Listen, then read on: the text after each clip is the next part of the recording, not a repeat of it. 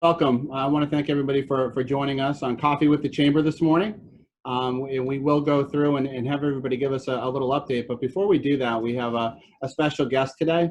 We have Tracy Garcia, and she's the director of the Office of Elevate Lake. And we asked Tracy to come on just to give us a little bit of information with the CARES Act funding, that businesses are eligible and what's going on with that. So I wanted to turn it over to Tracy, and then also we'll have the opportunity to answer any questions. We are going to record this session so we can share it with our members. So welcome, Tracy. Thank you guys for having me here, and good morning. Good morning, Monday morning. Give you a little bit of information. I'm sure most of you have already heard about the Lake Cares programs, specifically the Small Business Assistance Program that we put together. It's being funded by the CARES Act funds. Lake County was granted $16 million, which is the 25% of the whole $64 million that the state is saying that we're allocated, but we have to go through and address the 16 million first before we can ask for the additional 48 million.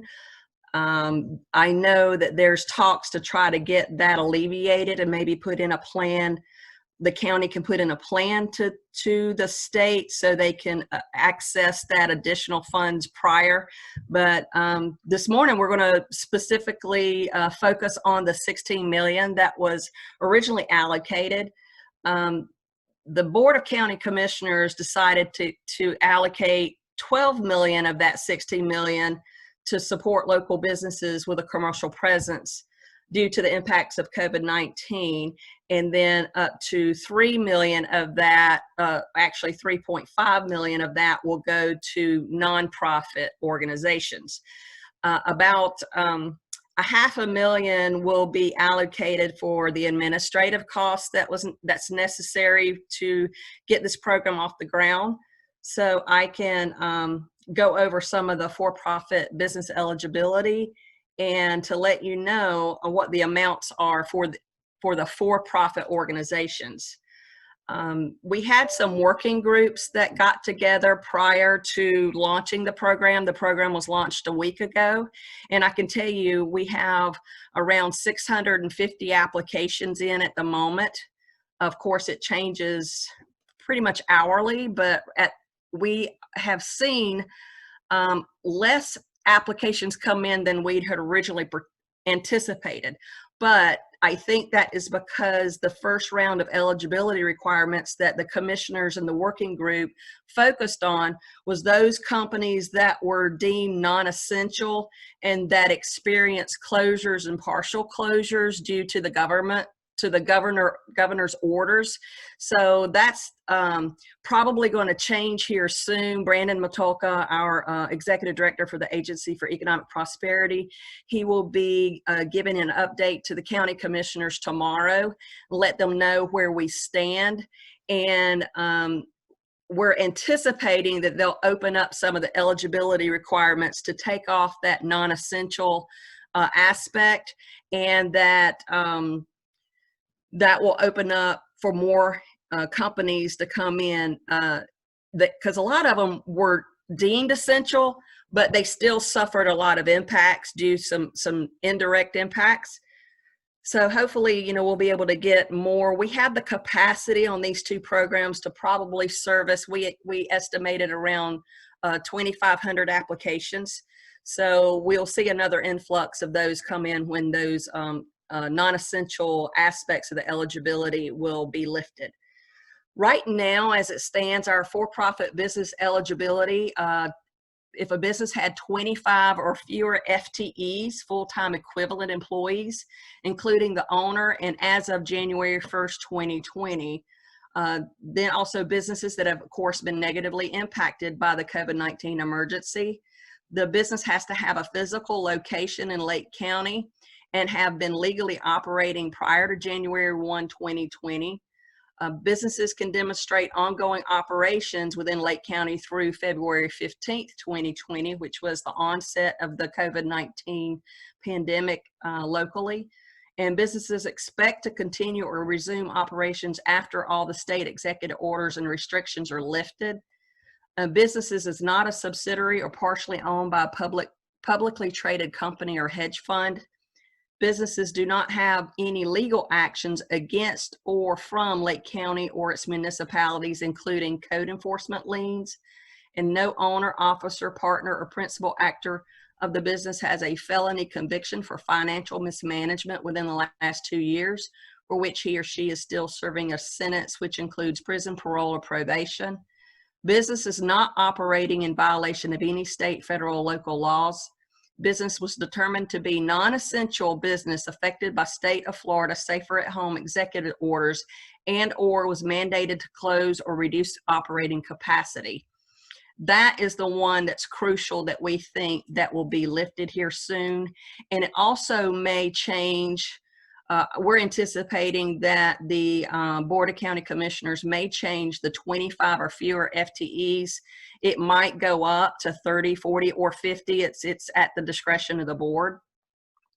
And we detail all of this information on our elevatelake.com CARES programs page on our website. You can go to elevatelake.com/reopen and follow the CARES programs tab, and then there will be 2 programs. There's a business program, and then there's also one for residents for the housing program. Now, the housing program is not funded by this kind of pot of money. It's a different allocation. It is through the CARES Act, but it's a different allocation and through the housing department.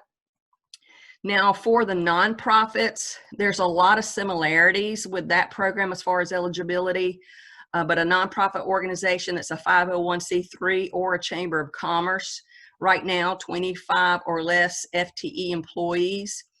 Organization, of course, has been negatively impacted by the COVID-19 emergency, has a physical location here in Lake County, expects to resume all operations once the executive orders restrictions are lifted. Again, the organization doesn't have any legal actions or code violations, or the owner, partner, principal actor of the organization doesn't have any felony convictions for financial mismanagement within the last 2 years, and is not operating in violation of any state, federal, local laws. The working group looked through the documentation required to upload for these applications, and we tried to be as thorough so we can vet the companies themselves, but yet not be so stringent that it creates a barrier for the companies to apply. And again, you can go to elevatelake.com/reopen and follow the Lake CARES Act programs and select business. And then it gives you all the information there of how to apply. It also has information, it has FAQ document that you can download and review what all types of documents that you need to gather together. So you can have those ready in a file format. So when it asks you in the application, you can upload those. So we tried to do the best we could to make it as easy for a company or a nonprofit to apply to get these grant funds.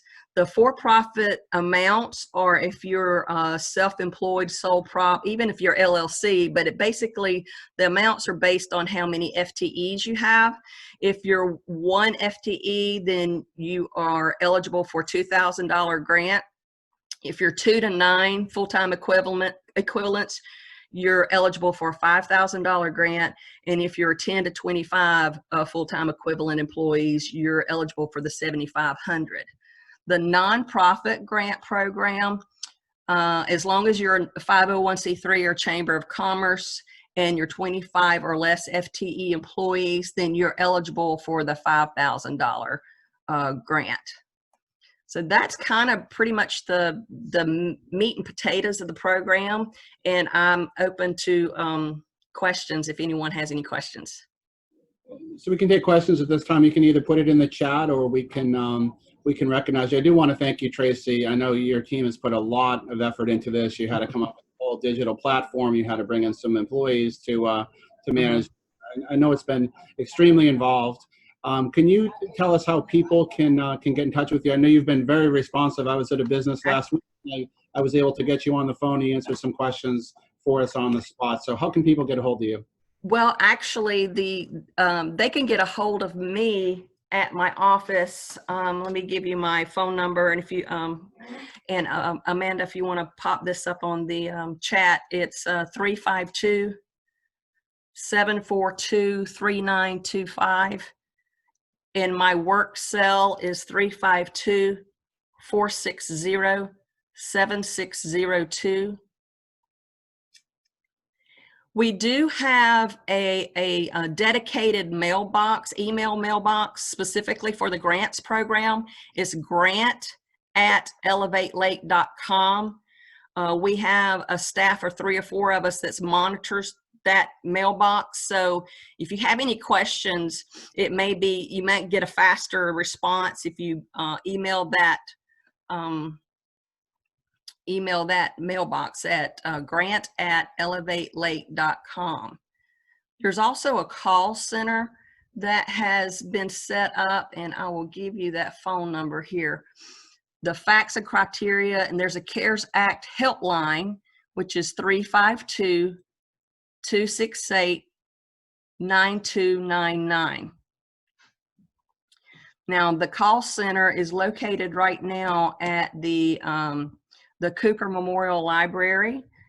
Upstairs, we have probably about 8 to 10 individuals that we brought in to help with that call center. And also, too, on our website where you find all the information about the eligibility criteria, there's a document that you can download called Frequently Asked Questions. And it goes into detail about all the applications and every question that's in the application that you need to upload. And if you don't have a specific document that we're requesting, there's also directions on that FAQ that shows you how it's easily to go online and download that. So that frequently asked questions, I strongly urge anyone who is wanting to apply for this to download that. Now, it's a large document, so don't let that scare you, because it is a PDF, but it is searchable, and it also has contents over in the navigation pane. So if you have a specific question about one area of the application, you could go to the navigation pane and just immediately go down to that section. And Tracy, I think one of the important things about this funding, it is a straight grant. I know some of the PPP funds, they were forgivable loans, but this is a grant. This is a grant.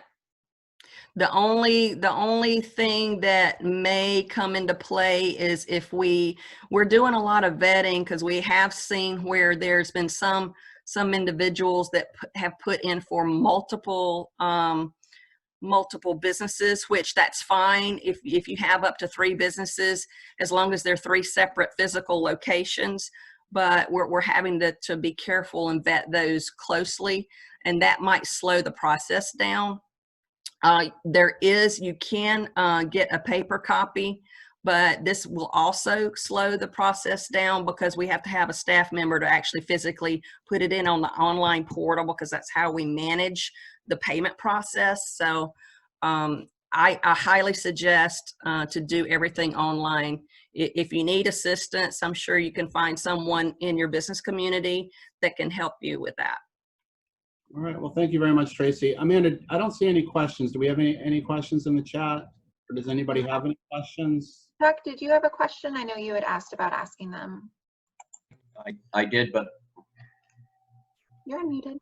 Yeah, I did, but I think Tracy pretty much answered it as far as the for-profit businesses that were considered necessary, but were severely impacted, and they're going to get, kind of like turned over or rolled over to Brandon's review, I guess you'd say, coming up. Right. Correct? Okay.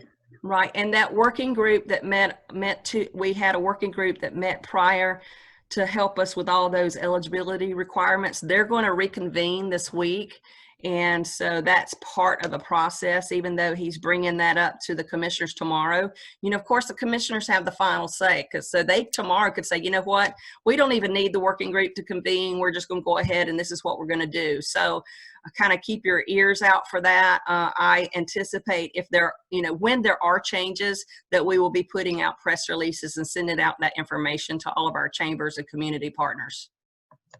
Okay, and we do have a question about the link to the application. Where do people go online to find this application? Okay, you go to elevatelakeCom/reopen, and you will see where it says CARES Programs tab.